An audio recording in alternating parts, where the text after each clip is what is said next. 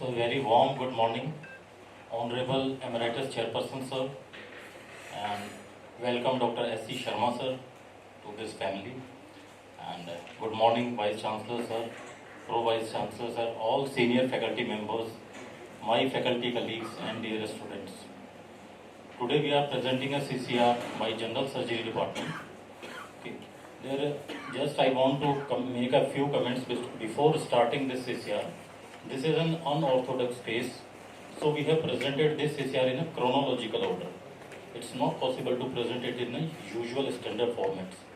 And this CCR is in real sense that all the departmental involvements are of prime importance. So there is real involvement of all multidisciplinary approach, and that's where essence of our multi-speciality institute. So I would like to invite Dr. Aman to proceed further. Thank you.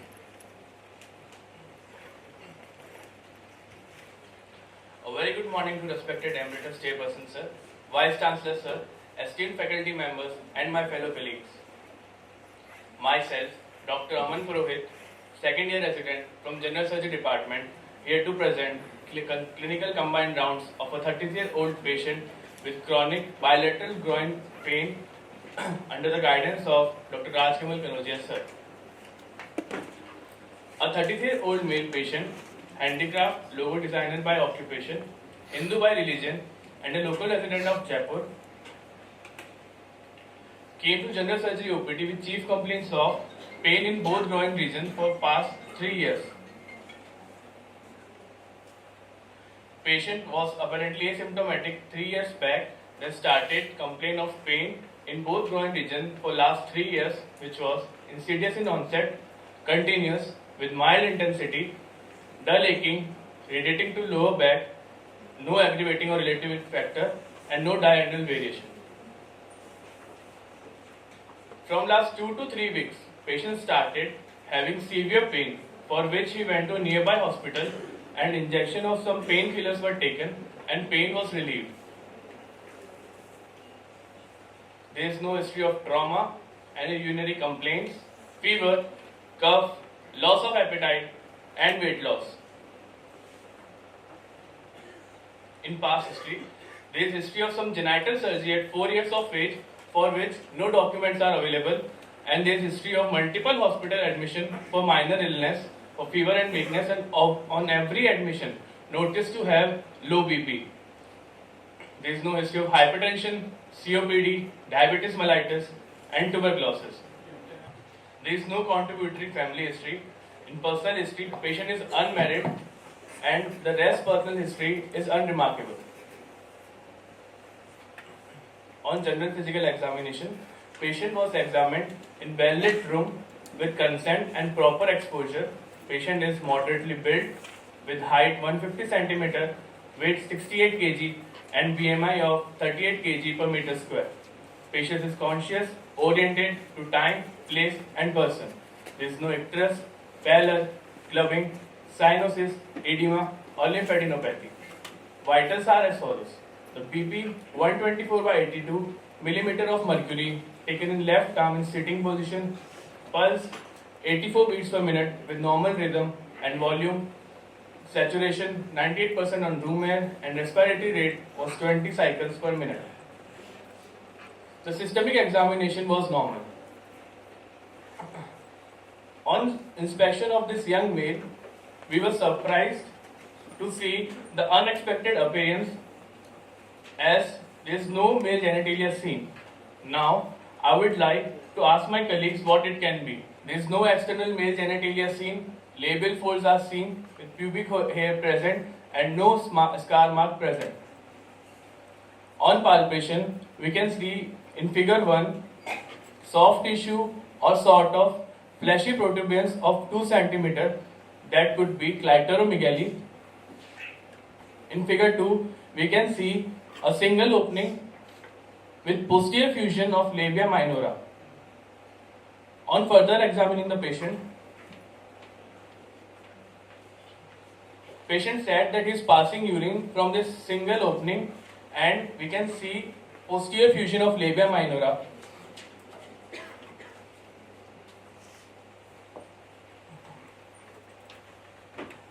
On palpation, all inspection findings were confirmed. The temperature was normal.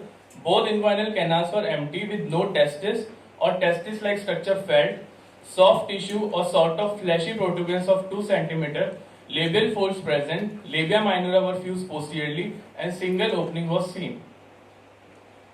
Now, patient brought USG whole abdomen reported outside that states echogenic rounded testis-like structure seen in bilateral inguinal region at level of deep inguinal ring. The right testis size 25 into 10 mm and left testis 24 into 7.8 mm. Outside done blood investigations are as follows. The alpha-fetoprotein was within normal limit. The LDH was slightly raised and testosterone was 3.3. We were not convinced by examination finding and reports done outside, so we called patient's mother for any old records of patient's family. History given by mother. There is no androgen exposure to mother in antenatal history, and on birth, the patient born with the ambiguous genitalia. By the age of 6 to 8 months, the pubic hair appeared. By the age of 4 to 6 years, hair growth was all over the body. Deepening of voice seen, and there is with some medication. There was history of some genital surgery, and for which the patient stopped the medication by self, and patient was reared as female. By the age of 9 to 10 years, full mustache and beard were seen. Height was shorter than peer. By the age of 11 to 12 years, due to continuous bullying by peers, patient dropped out of school as patient was not able to use female washroom, and patient was also not able to use male washroom as he cannot stand and pee, and he used to use washroom with closed doors. Patient with family had to leave their old town and move to a bigger city, Jaipur, and change name and identity due to social stigma. Then patient enrolled in corresponding schooling. From age 13 to present, there are few hospitalization history for recurrent fever and weakness.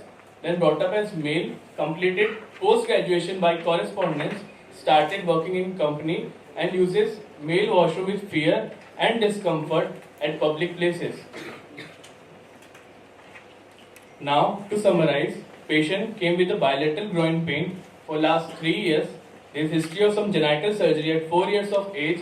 Now, history given by mother, brought up as female till 10 years of age and then as male due to social stigma, and multiple hospitalization for fever and weakness, then noticed to have low BP, and on clinical examination, external male genitalia was absent, labia majora seen, labia minora was posteriorly fused, and single opening was present. So this is a case summary. Now, what is the dilemma? At this stage, what is in your mind? So, for further plan, patient was then advised MRI pelvis in view of whether dealing with internal genitalia, male or female, to look for proper anatomy and to rule out any position or testis, as the USG whole abdomen stated outside there is undescended testis. Then endocrine opinion was taken for ambiguous genitalia. Now I would like to invite Dr. Payal from Department of Endocrinology to take the case. Good morning everyone. Myself Dr. Payal Bargujar, DMResident from Department of Endocrinology. For further discussion of this case, let's summarize the important findings. A 33-year-old patient referred from surgery with history of ambiguous genitalia since birth, reared initially as a female during early childhood, progressive virilization since infancy with adoption of male gender identity and role around 10 to 11 years of age with change in city of residence. Patient had also history of multiple hospital admission for minor seasonal illness. Further inquiry revealed that there was no history of exogenous androgen exposure in antenatal period. The patient was born out of non-consanguineous marriage. There was no family history of ambiguous genitalia, premature puberty, infertility, amenorrhea, neonatal or infantile hemodynamic instability like salt wasting crisis. On general examination, patient height was 150 cm. Since we still don't know the genetic sex of the patient, we have compared height using both male and female growth chart. If we consider the patient to be a male, his height is below 3rd centile. Against, he compared to mean target height of 174 cm with an approximate deficit of 24 cm. If we consider the patient to be a female, Her height is near third centile against a target height of 162 cm. The deficit of around 12 cm. In either case, patient is short for his genetic potential. Sexual maturity rating showed breast staging 3, pubic hair staging 5 and presence of axillary hair. External genitalia showed 2 cm clitoris with single perineal opening. Gonads were not palpable. Further, we did Prader staging. It is a clinical tool to objectively define degree of ambiguity due to antenatal androgen exposure.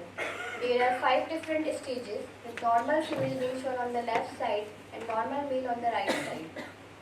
On examination, our patient had clitoromegaly with incomplete posterior fusion of the labia minora with single perineal opening because of confluence of urethra and vaginal opening. So our patient belonged to Prader stage 3. With this background, we need to decide whether we are dealing with under-virilized male or an over-virilized female. To make this distinction, we usually order 2 tests.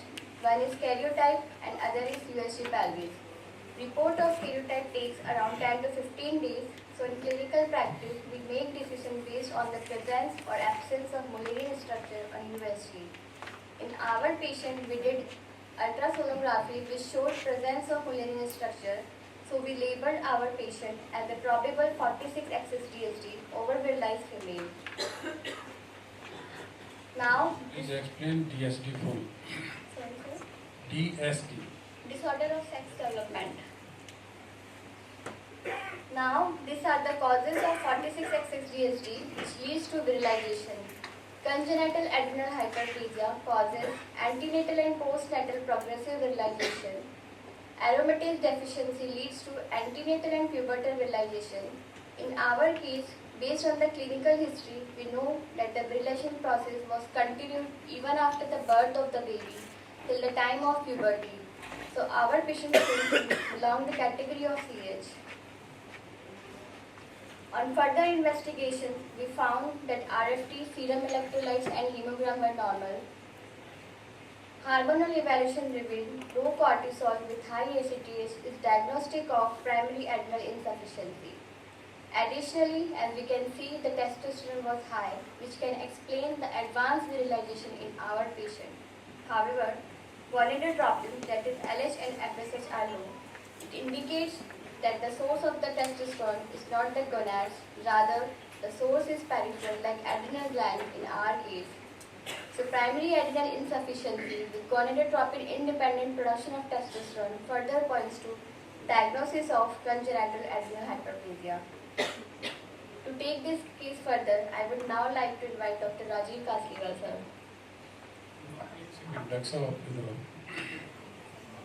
Why it is known as congenital or adrenal hyperplasia? What is the mechanism of the adrenal hyperplasia in this case? So congenital adrenal hyperplasia. Please explain. Yes, sir. Explain that. So congenital due to various enzymes are involved. Mostly is 21 hydroxylase enzyme deficiency. It rules in formation of cortisol and aldosterone. So in deficiency of cortisol, there is loss of negative feedback initiation of pituitary. So ACTH increases and ACTH further stimulates the adrenal system pathway. To block this enzyme, passes divert to the right shift and causes adrenal hyperplasia. Okay, so till now what we know is we have a patient with ambiguous genitalia. Now one of the history that we took and everyone should take in these cases is that virilization is present only till the time of birth, or it is progressively increasing even after postnatal period, because that will indicate continuous androgen exposures. So all these 3 causes that has been listed out can cause continuous postnatal androgen production and continuous virilization, which was evident in our patient because of the presence of precocious puberty. By the time of 10 to 11 years, he was full-blown male, and because of that also, there is a premature fusion of epiphysis of bone, and that is why the patient is short. So anyone who is ambiguous, having ambiguous genitalia and short stature, it's a very good clincher even for a day-to-day practice that you need to think, or we need to think about CH, that is congenital adrenal hyperplasia. Now, we know it says congenital adrenal hyperplasia. We need to define where is the block and how do we treat these blocks, because everyone has every CH have a different treatment as well as different fertility potential that we need to decide. So this is the report, what we called as steroid panel, which is being done by liquid chromatography, mass spectrometry, and what we can see here is there is a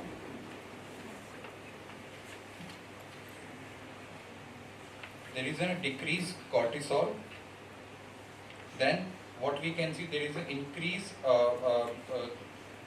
there is a decreased cortisol, increased 17-hydroxyprogesterone, increased 21-deoxycortisol, increased progesterone, and decreased aldosterone concentration. So if we summarize these findings, the metabolite which was decreased was cortisol, as was discussed in the earlier reports also, and the metabolite which was increased was 17-alpha-hydroxyprogesterone, progesterone, testosterone, and 21-deoxycortisol. So that is what we got out from this report.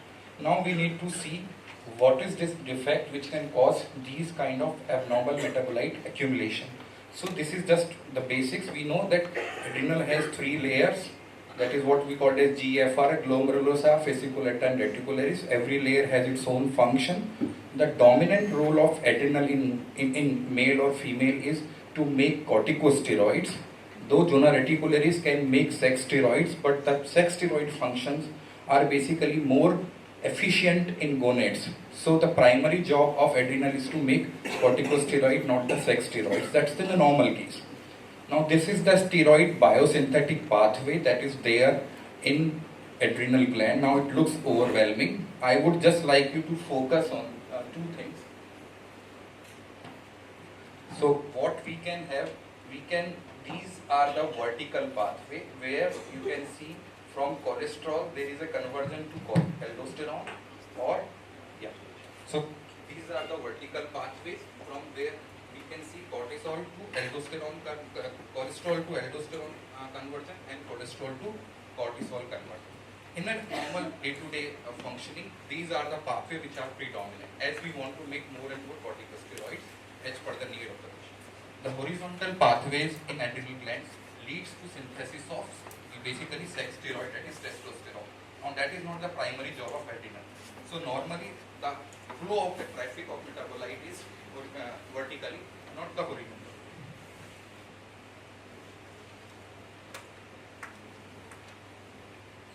So now when we apply our report to this pathway, what we can see, there was decreased aldosterone and decreased cortisol.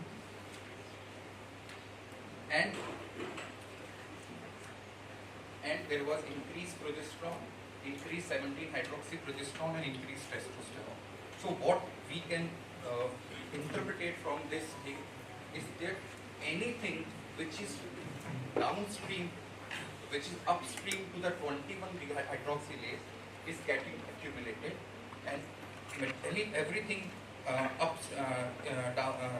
downstream to 21-hydroxylase, that is cortisol, aldosterone is becoming decreased or lesser and less. Now that is when this happens, it suggests that there is a probable block at the level of 21-hydroxylase deficiency. Now what will happen when this happens? As we already discussed, if there is a decreased cortisol, the cortisol feedback controls the ACTH release from pituitary by feedback inhibition. So as soon as the cortisol goes down, ACTH increases and it will try to compensate. But because there is a block here, there is a traffic jam here. So traffic takes the path of least resistance, that is now it shifts towards horizontal pathway and ultimately leads to synthesis of more and more androgens. And that is why the ambiguity occurs in these patients. Now, once we have diagnosed that our patient is having CAH with 21-hydroxylase deficiency, there are multiple types of variants of 21-hydroxylase deficiency depending on the residual activity of enzymes. There are classical forms and non-classical forms. Classical forms are those that are present with ambiguity at birth. Non-classical forms do not have ambiguity at birth. They present with infertility at later age. Then classical forms is also further divided into salt wasting and simple virilizing type. The simple virilizing type is less severe. Salt wasting is most severe. In our patient was diagnosed so late. Probably our patient belongs to simple virilizing variant of congenital adrenal hyperplasia, classic type. And after all these things, by this time 15 days happened and this karyotype report came, which was showing 46 XX at what was we were suspecting all along. So our patients had 46 XX DSD, CAH due to 21 hydroxylase deficiency, assumed male gender, identity and role, though the genetic sex is female. And to proceed further, we need to know exact defect as well as we need to know the genitourinary anatomy of the patient to decide further surgical plan. Dr. Rajiv, I would like to ask, why can't you diagnose? Can you go to the classification slide? Yes. Here. Is it not non-classical form? Sorry, Because most of the time when the patient has reached to the adult, 33 years old, this patient is, this classical form, which is very salt wasting, they will die during the neonatal period or during the pediatric age. But the patient has reached to that stage. Deficiency will be same, 21 hydroxylase deficiency or 11 hydroxylase deficiency. Don't you think it is non-classical form of the congenital adrenal hyperplasia? Yes, sir. So honestly, this full defect is a spectrum. There is nowadays we are realizing there is no classical, there is no non-classical forms. Conventionally, the classification depends on presence of ambiguity at birth or no ambiguity at birth. Those variants which have ambiguity at birth are being called as classical forms. Those variants who do not have ambiguity at birth are called as non-classical form. Of course, they do not have ambiguity, they must be milder one. So they present in adult life with precocious puberty or they present with infertility death. Our patient had ambiguity, so he belongs to classical forms. Now in classical forms, because there was no salt wasting crisis, especially in infancy, so that is why it is not a salt wasting crisis. What it belongs to is the simple Little salt wasting is there because patient is having low BP on all admissions. So salt wasting happens without any cause. Patient was having low BP in the presence of intercurrent illnesses like fever, like severe GI disorder. Steroid hormones, whether it is mineralocorticoid or glucocorticoid. Glucocorticoids are the flight and fight hormones. And the mineralocorticoids are the salt hormones. So whenever the infection or any stress is there, then sodium will go low and the patient will have the low BP. That depends on the severity of the enzyme deficiency. The salt wasting is less than 1%. In simple virilizing, there is some amount of enzyme activity. That's why they are not developing salt wasting. In day-to-day life, they will not have a problem in terms of addiction. That is why he was having low BP during the time of infection. This is what I Yes, Some yes. amount of alcohol is usually That, present, but it is actually a very important information. reached to the age of 33. It is a very important information which we have to use in future planning of the patients. So, yeah. Now I will invite Dr. Priyanka from Radiology to discuss the radiological findings. This is the reference image of normal female pelvis T2-weighted sagittal scan. Here we can see anteriorly there is bladder and posteriorly anteverted uterus with hyperintense endometrium. These are the T2-weighted sagittal images of the patient. Here we can see small uterus with thin endometrium. The endometrium was approximately 2 to 3 mm in size, and we can see there is normal cervix. Here in the first image, the T2-weighted sagittal image, we can see normal vagina. However, the vagina was relatively thinned out, and the second image is axial scan of the vagina, which is denoted by the arrow. Here, the orange arrow shows urethra, and the blue arrow shows vagina. So the first image shows the upper urethra and upper vagina, and in the second image, we can see the lower urethra and the distal vagina. So the distal urethra and distal vagina joins to form a common confluence as shown by the blue arrow in the third image. Now we can see the normal right and left ovaries. Here in the abdomen, we can see bilateral enlarged adrenal glands and nodularity in these images.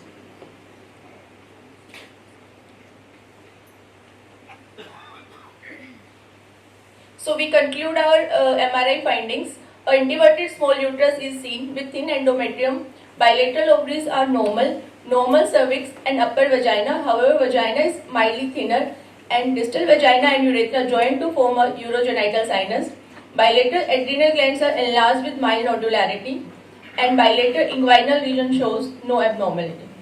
Thank you. The previous ultrasound had shown something in the inguinal areas.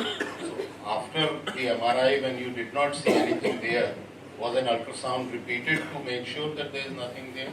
So basically Yes,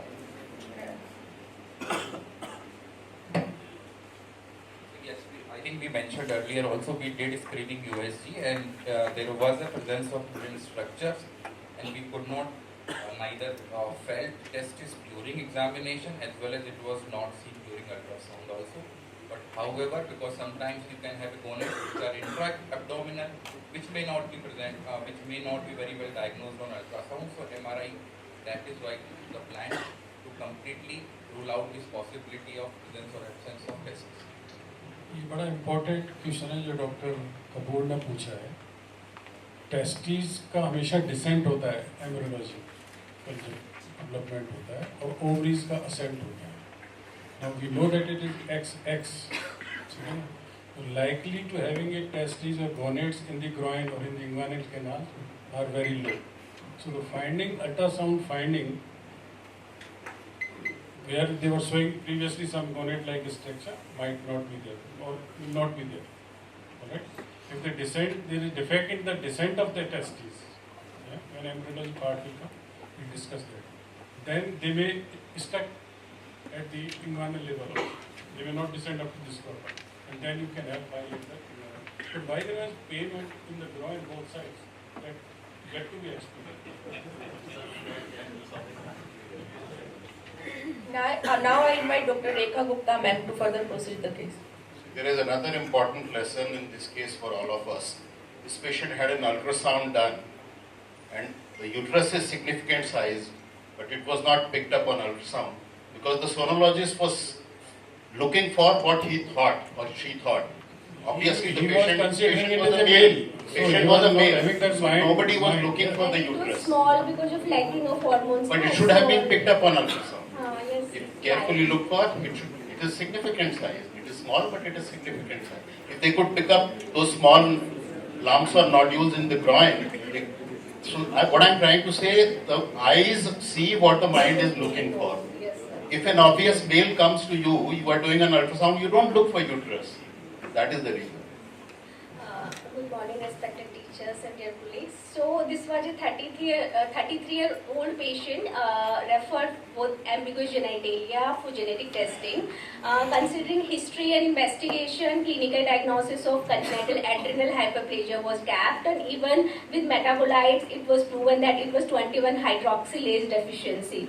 And in congenital adrenal hyperplasia also 90% of cases are due to 21-hydroxylase deficiency. And in this enzyme, both single point mutations and deletion and duplication of the gene are also present. So we need to order both sequencing and MLPA of this gene. And this gene is well covered in clinical exome, and MLPA is also offered for this 21-hydroxylase gene. So we simultaneously refer the patient to both of the tests. So clinical exome testing and MLPA was offered. And in clinical exome testing, there was point mutation into the patient. And in point mutation, this mutation was present in the exon 4 and it was homozygous mutation. It means both of the alleles were mutated. So there is deficiency of this 21-hydroxylase in this patient, and subsequently the phenotype was there. And this was autosomal recessive disorder, and these mutations were pathogenic. It means these mutations were previously proven that if they are present in the gene, they will cause dysfunction of that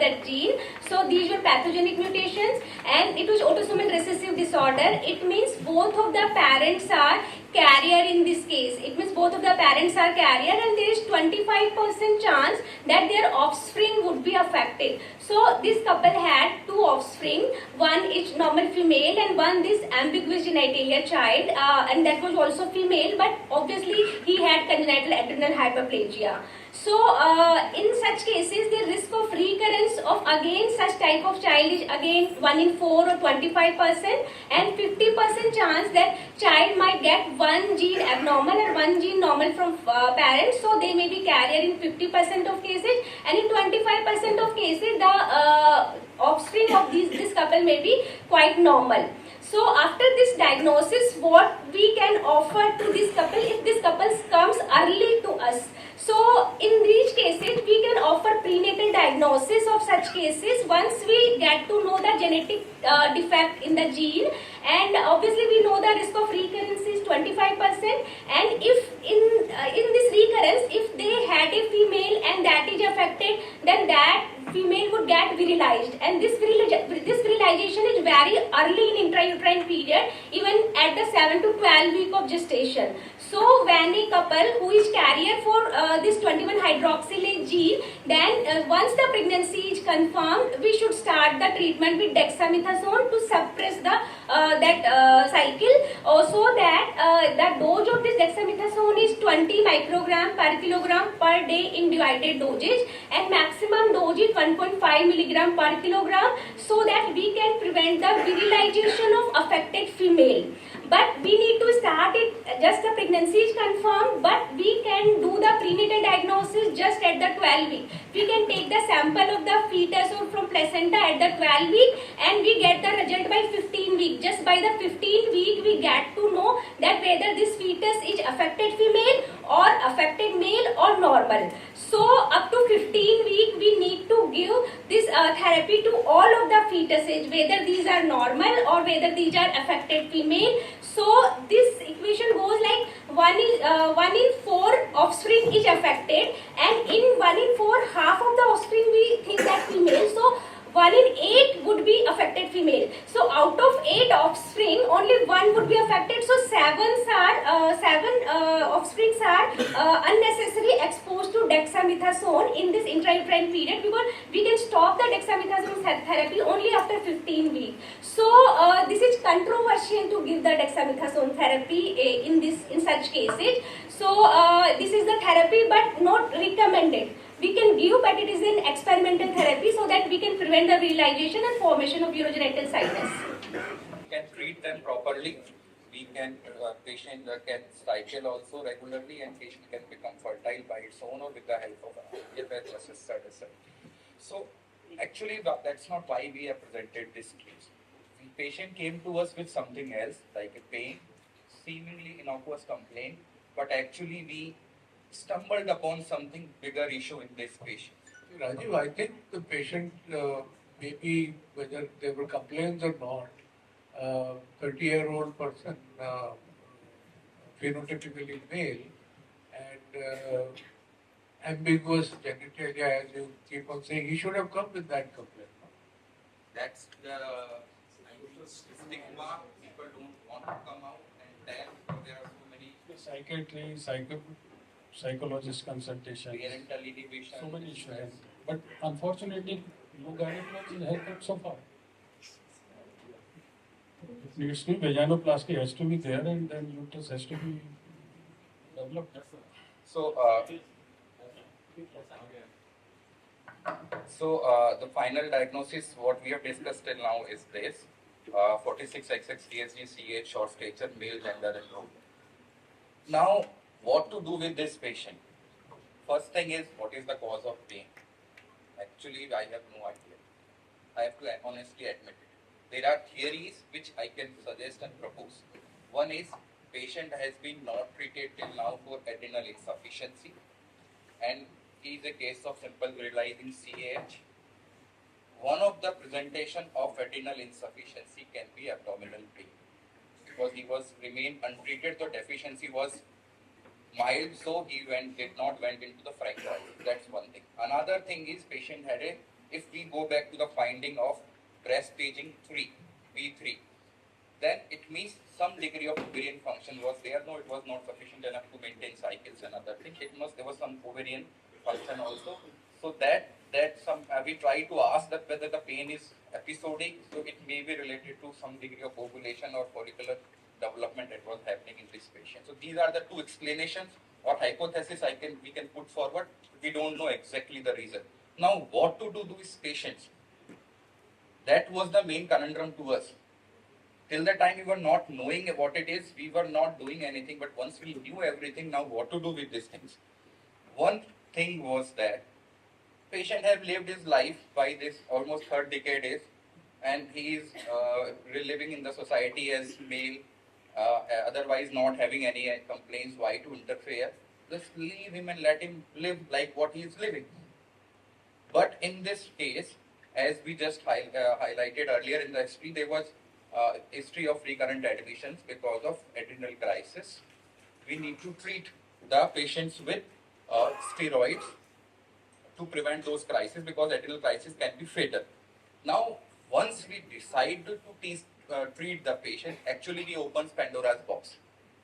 Because once we start giving steroid from outside, we will suppress the ACTH. And as we know, ACTH was compensated. If we suppress the ACTH, then the steroid or the male steroid or androgens will go down.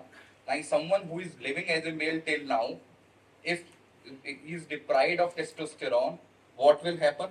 He will develop demasculinization feature, or there will be regression of male features, as well as till now, because LHFSH was suppressed, because of androgens will activate, and now the female reproduction system will activate, and which leads to maybe resumption of menses also, which probably will not be going to be acceptable at this juncture, and at the same time he do not have the anatomy there for these normal menstrual cycles.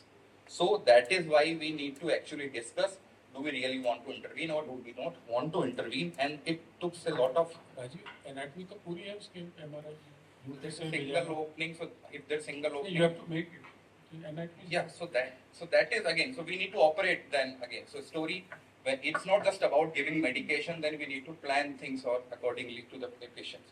So generally what happens, CH patients are female, they are being reared as a female because they have full development of internal genitalia. Very rarely some of the patients who are diagnosed very late are preferred to be reared as a male. So it's a very controversial thing. Now what to do in our patients who has been reared till now as a male. Again, so what is so special if we start steroid and then take out the, as sir has said, that steroid and patient wants to remain as a male. So we need to, if patient wants to remain like we live like a male, then we need to take out the female internal genitalia. So can we do it like what do we routinely we do hysterectomy every day in this hospital? Is it something different? So we need to understand here the patient is genotypically female. It's a healthy organ. It's going to be a irreversible procedure.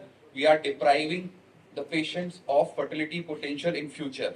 Then, it will make patient become infertile. So there are consequences to this.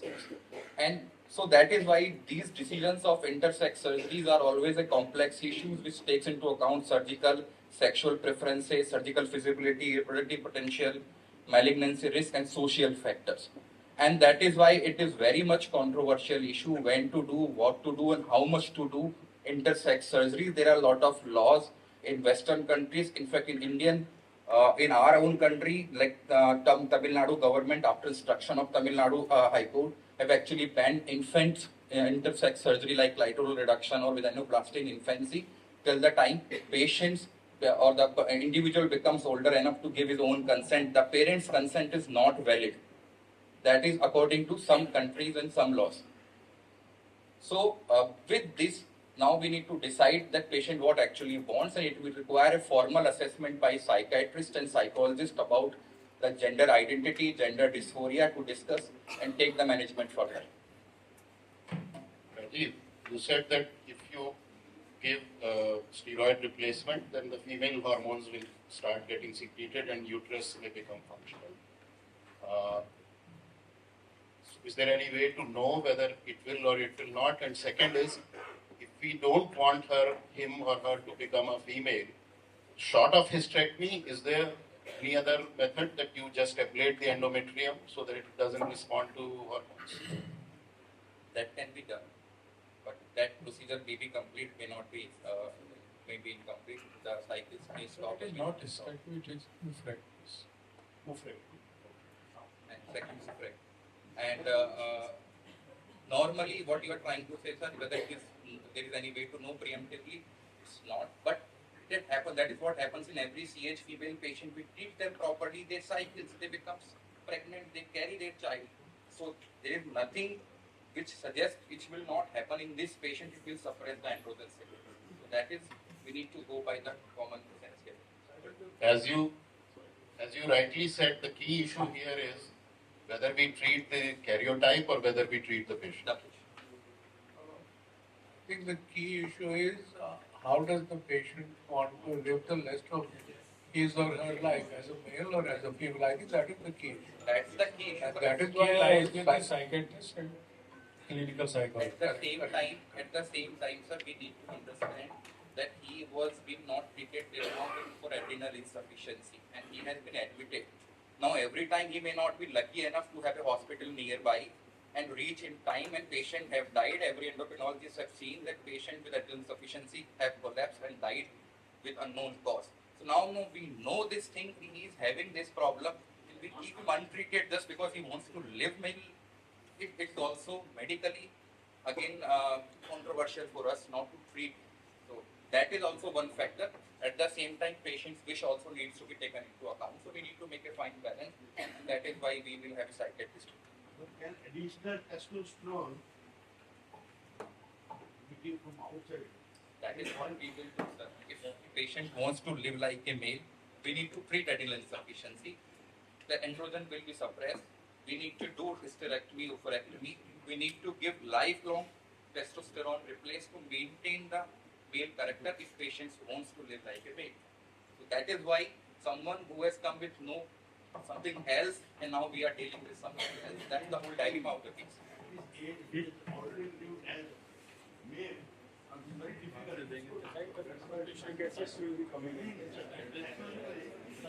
So psychiatry department will come now and present their bill.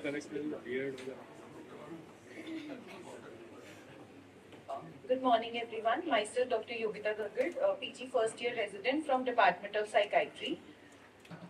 Patient 33-year-old with history of ambiguous genitalia was referred to us from Department of Surgery and Endocrinology for assessment of gender dysphoria. Up till now, we know that patient reared as a female till 10 years of age. After that, then patient developed mustache and beard, constant bullying at school, and difficulty in using public washrooms caused a lot of distress to the patient. And hence, patient moved to a different city, changed name, and started to live as a male. Now, when patient presented to Department of Psychiatry, multiple sessions were taken by both Department of Psychiatry and Clinical Psychology. On mental status examination and detailed evaluation, it was found that patient now identifies as male, is comfortable with the gender of male, dresses as a male, has orientation towards females, and looks like a male. To further understand the concept of gender dysphoria, we need to understand few terms. The first term that we need to understand is what is sex. Sex refers to the biological indicators of male and female, which include both internal and external genitalia as well as the chromosome. Whereas gender is used to denote the public or the socio-cultural lived role. Now, gender is both affected by social and psychological factors. Now, the term assigned sex or gender is used interchangeably and is usually the phenotypic sex assigned at birth. But in cases where patients are born with ambiguous genitalia used as intersex, surgeries in early infancy or childhood becomes the assigned gender of the patient. Now, the term transgender refers to the broad spectrum of individuals whose gender identity is different from their birth assigned gender. Gender assignment refers to an assignment as a male or a female.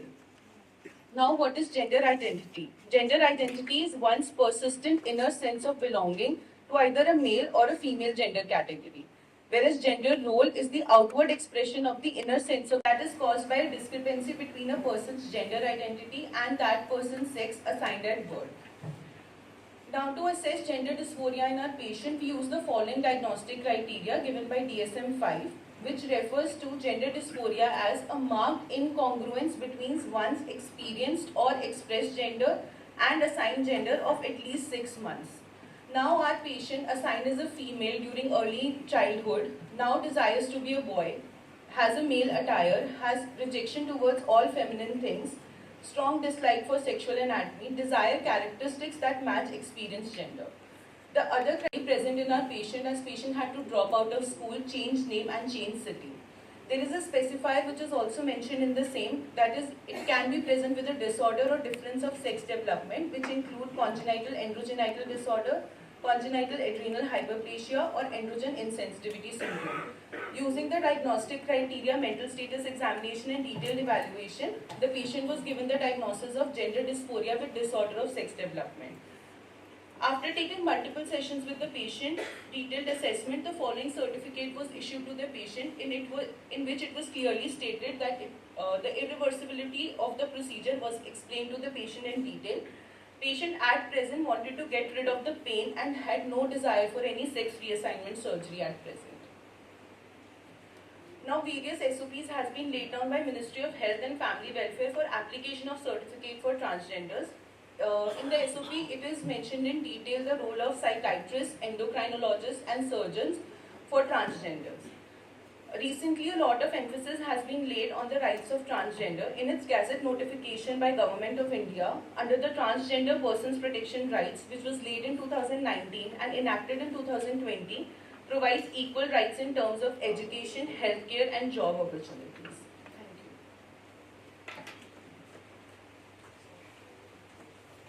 Now I would like to call Dr. Aman from Department of Surgery to take the quiz forward.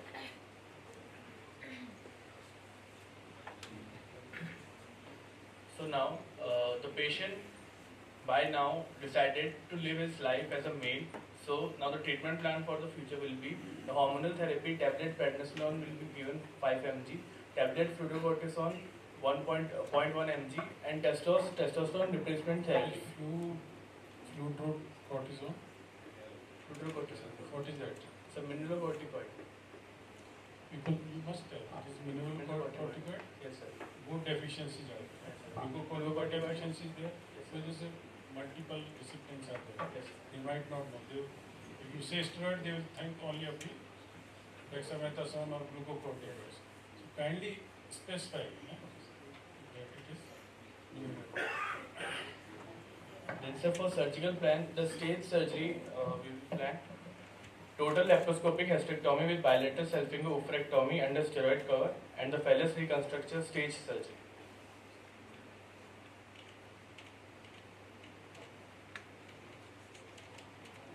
Now I will be playing the intraoperative findings of TLHS Bleso. First I would like to thank Dr. Vijay Nahata sir, the director of the cages from the Department of Gynecology, as this was done in collaboration with them.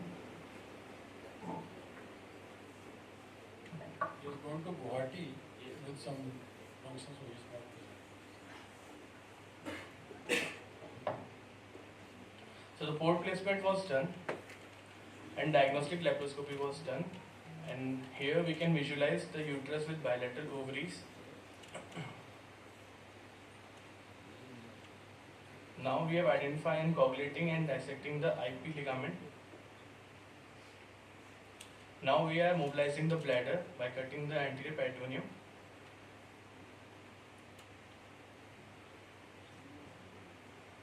Now we are coagulating and dissecting the round ligament.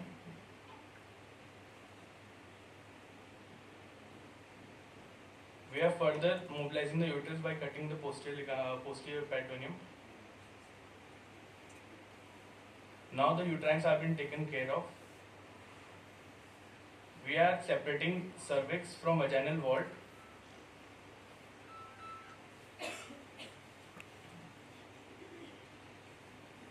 The intraoperative was uneventful.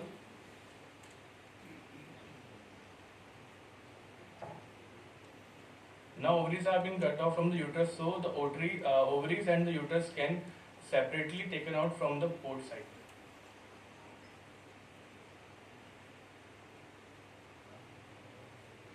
The uterus has been taken out. Surgical outcome.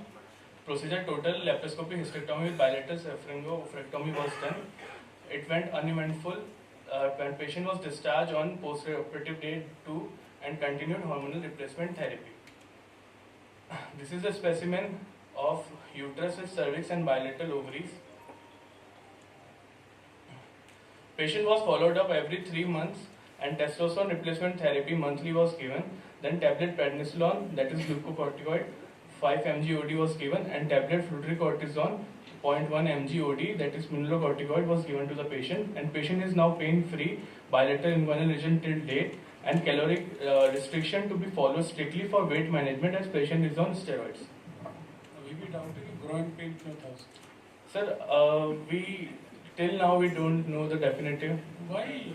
Because of He is pain free now for Yes, sir. 3 months, and you are saying he still don't know?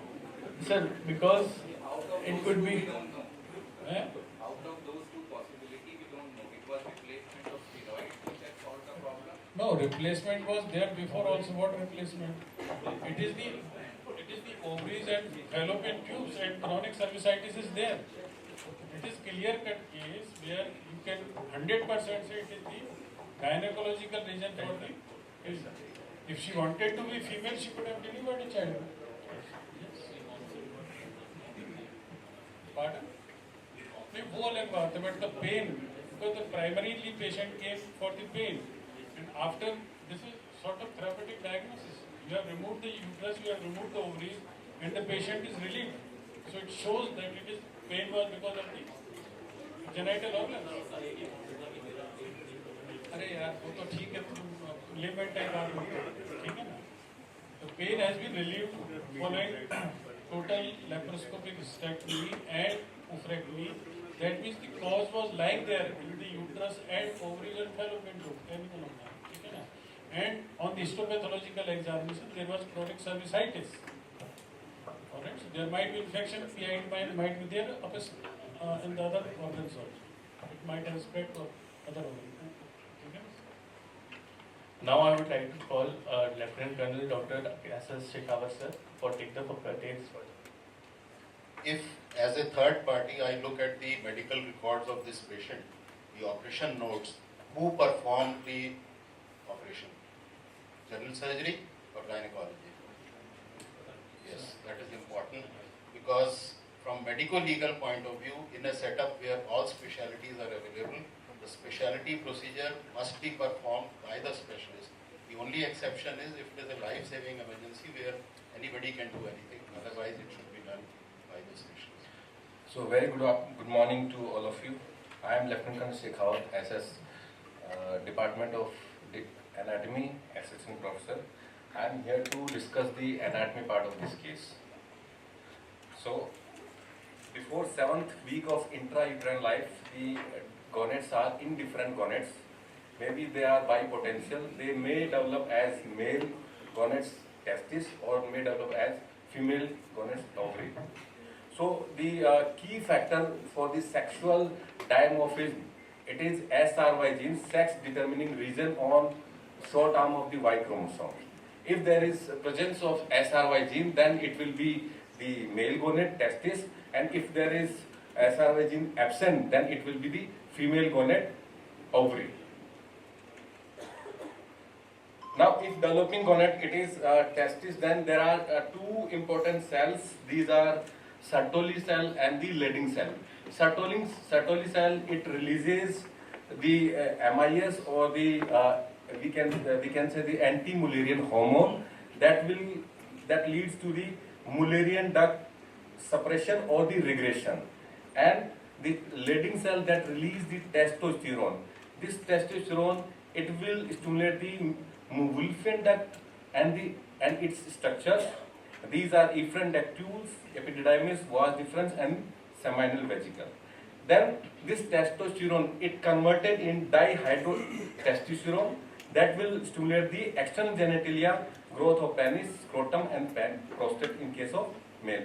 If the developing gonad it is ovary, then under the influence of estrogen, including maternal and the placental sources, the Mullerian duct it will be stimulated. Then structures will develop with the Mullerian duct, large uterine tube, uterus, upper portion of the vagina, it will develop, and the external genitalia, labia majora, minora, clitoris, and lower portion of the vagina will develop. Now coming to the development of external genitalia, these are the embryonic structures which develop the male and female genital organ. Anatomy department से हो. Yes, sir. Graze anatomy में इतने अच्छे अच्छे barren मीजोनेफ्रोज, Mullerian और Yes, sir. वो इतने अच्छे अच्छे फिगर्स हैं जेनेटल रिच के. Sir, initially I have kept them. एक मिनट में समझ में आ जाएगा सारी. Yes, sir. Initially in my first slides I have kept them because of the time limits. Time तो कब लगेगा उसमें? आप तो बहुत डिटेल में बताने लगे. Yes, sir. चलो बताओ. Then these are the embryonic structures.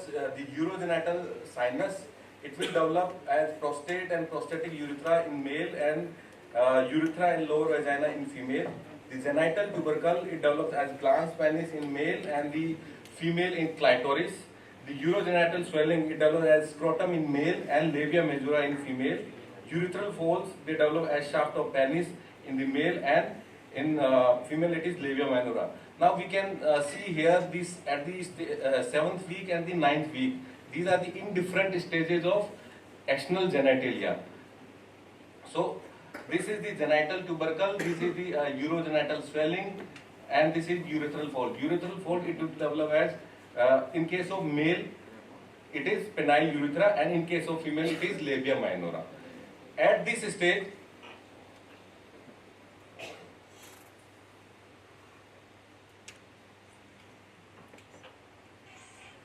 so till this stage, 9th week, it is in different stages.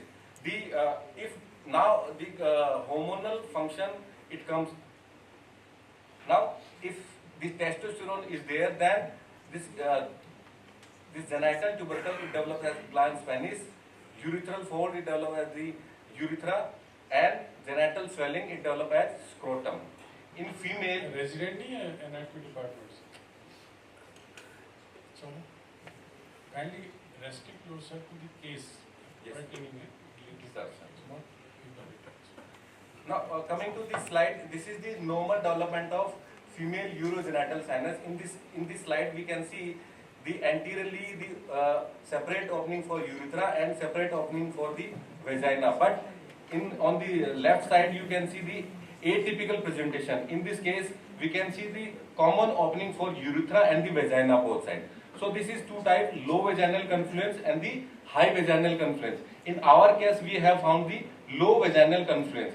The high vaginal confluence, it is very... what is this? Is it vertical or transverse? Yes, sir. What is this abnormality? It is the non-fusion in vertical plane or non-fusion in the transverse plane? Sir, it is... I can't comment on this, sir. It's vertical. Yes. Now coming to the... this is the case of 46XS disorder of sex development. In this case, there are spectrum of defects are there. Phallic enlargement or the clitoral hypertrophy, for which in this case we have seen the patient has undergone the genital surgery. Then there are degree of urethral fold fusion. We know the urethral fold, they become the labia minora in the female. In this case, these labia, we have seen the posterior fusion of the labia minora. And the abnormality of size and opening of vagina, that we have seen the low vaginal confluence in this case. So this is all about from my side. Now I would like to call the surgery resident to proceed further. Thank you. Whenever the ambiguous genitalia or something related like this is there, kindly take help of gynecology. We are having a separate chapter for Mullerian-Genesis. We are having a separate chapter for ambiguous genitalia, as well as for the congenital adrenal hyperplasia. Now, we have taken various journals where many cases are reported, and out of largest series, 5 to 10, in best of our search, most of the cases are reported as case reports. Here are all the articles were showing the delay in diagnosis and complication. The Syrian female with congenital adrenal hyperplasia, a case series taken from the Journal of Medical Case Report, part of Biomed Central, published in October 2022. Then case report of an adult female with neglected congenital adrenal hyperplasia, journal in the published in volume 33, November 2018. Now, this is the video of the patient describing its commenting on the experience with Mahatma Gandhi. Hospital use.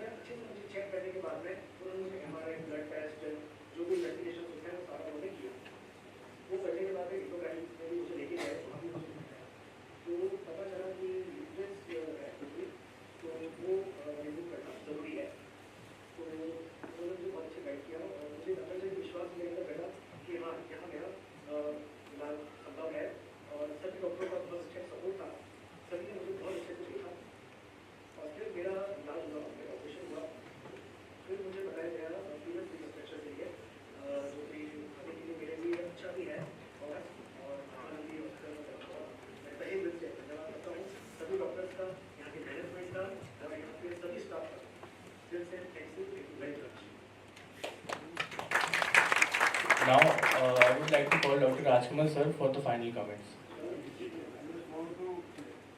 Further, if he wants, it's very easy to reconstruct penis with urethra as well as scrotum. Yes. Yes, that is there, but patient is saying that I'm going to be prepared for next surgery. Definitely not.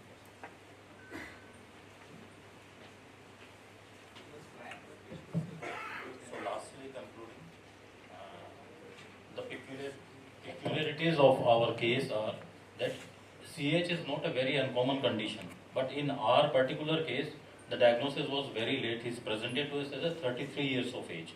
So that is a challenge because he has already adopted a role. Secondly, routinely in cases of CH, 95% of the patient, they want to be as females.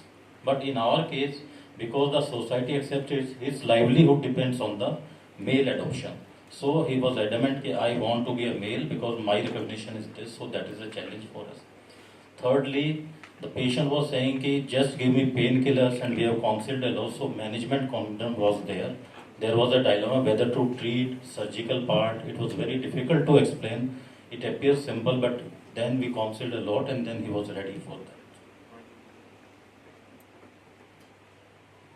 Then lastly, take home message.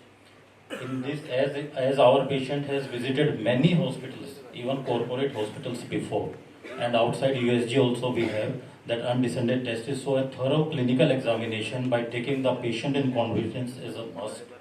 Secondly, because of social stigma, these usually impedes the treatment because the patient visited so many doctors but he was hesitant to say that I am having this problem as a livelihood was going. So this social stigma can impede the definitive management. And third thing, that at a small hospital it cannot be possible as there are medico-legal considerations for both the patient and the doctor itself. And we are proud to say that in our hospital everything is available and patient was very happy with this. He said, you have explained me everything, and he was highly satisfied. Thank you so much.